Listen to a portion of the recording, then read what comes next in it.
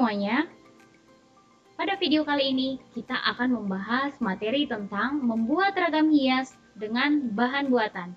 Sebelumnya, coba perhatikan peta konsep pembelajaran berikut ini. Pada peta konsep kompetensi pembelajaran berikut, kita akan membahas tentang penerapan ragam hias pada bahan kayu, kemudian teknik menggambar ragam hias ukiran, teknik melukis ragam hias di atas bahan kayu, kemudian pengertian ragam hias pada bahan kayu. Nah, tujuan pembelajaran kali ini yang pertama, mengidentifikasi keunikan beragam penerapan ragam hias pada bahan kayu. Kemudian yang kedua, mendeskripsikan keunikan beragam penerapan ragam hias pada bahan kayu. Yang ketiga, mengekspresikan diri melalui penerapan ragam hias flora, fauna, dan atau geometris pada bahan kayu. Dan yang terakhir adalah mengomunikasikan hasil karya penerapan ragam hias flora, fauna, dan atau geometris pada bahan kayu secara lisan. A. Penerapan ragam hias pada bahan kayu. Sejak masa lampau, kayu digunakan untuk membuat perabot rumah tangga, misalnya kursi, lemari, peti, tempat tidur, dan bagian bangunan misalnya tiang, pintu, jendela. Nah, banyak perabot kayu atau bagian bangunan tersebut diberi sentuhan ragam hias.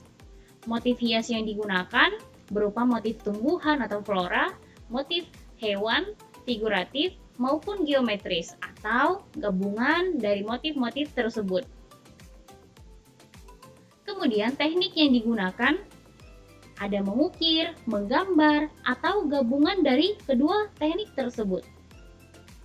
Selain digunakan sebagai hiasan, ada ragam hias pada benda-benda tersebut yang juga memiliki nilai simbolis terkait dengan kepercayaan atau agama. Beberapa di daerah di Indonesia seperti di Jawa, Kalimantan, Sumatera, Bali, Sulawesi, dan Papua memiliki ragam hias yang khas pada bahan kayu. Nah, berikut adalah contoh penerapan ragam hias pada bahan kayu. Ragam hias diterapkan pada permukaan bahan kayu yang berbentuk bidang 2 dan 3 dimensi. Nah, penerapan ragam hias pada bahan kayu ini dilakukan dengan menggambar ataupun mengukir. Dan penerapan ragam hias pada bahan kayu ini terdapat pada benda-benda seni kerajinan daerah seperti tameng, topeng, dan ragam hias ini dikerjakan dengan cara digambar, kemudian diberi warna, ataupun diukir dan diberi warna. Kemudian teknik penerapan ragam hias pada bahan kayu. Yang pertama, mengukir, yang kedua, melukis atau menggambar. Nah, yang pertama alat untuk mengukir ragam hias di atas bahan kayu. Ada pahat atau mata pahat mendatar dan mata pahat melengkung. Kemudian ada pemukul. Mari kita bahas satu persatu. Pahat ada dua jenis, yaitu mata pahat pendatar dan mata pahat melengkung.